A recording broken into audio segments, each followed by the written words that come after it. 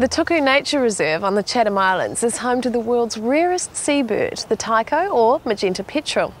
These birds are constantly under threat from introduced predators such as cats and rats. Let's meet the people who look after them and find out more. All right, Dan, what have we got down here? Well, Nick, this is a entrance to a taiko burrow. Usually, before I leave a burrow, I just have a few nice sticks poked up an entrance like that. And the adult comes along and either just pushes them aside or pulls them out. And, right, yeah. And that's just a very basic way of determining that an adult's been in here. And this is basically an aerial and a data logger unit. In most of the birds, we have a little pit tag. It's like a barcode, I guess, that you have on your grocery items in the supermarket. Right, yeah. And every time the bird comes through here, it registered the type of bird and the time and the date that it goes through. So it's another way of letting us know when an adult bird's been in here. So there's houses in here? Yes, it is. How's that work? Well, underneath all this pile of fern, we've got an artificial wooden box that creates a nice warm environment for the chick. It also enables us to monitor the chicks easily and to get them out to band them and process them before they fledge out to sea. Pretty feisty and... Oh, he's a big boy. Fluffy looking fellow. He's probably about 6 weeks old, I think.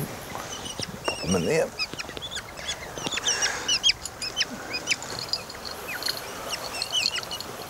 Well, it's very close to 600 grams. He'll keep growing and probably his weight will probably build up to maybe 800 or 900 grams, and then the parents will slowly stop feeding it altogether.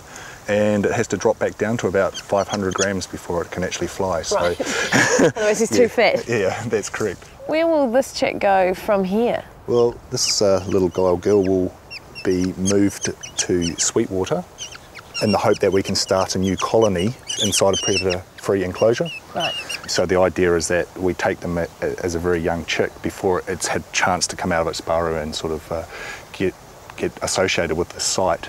And move it to another burrow in the Sweetwater Covenant, and hopefully when it returns to the Chathams to breed, that it comes back to the Sweetwater site. Yeah.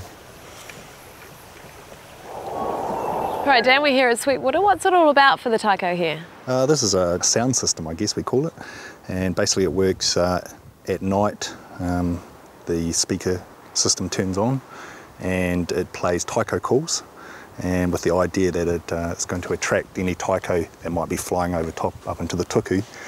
Might track them down into here and encourage them to have a look around and maybe set up home here. I'll flicker on.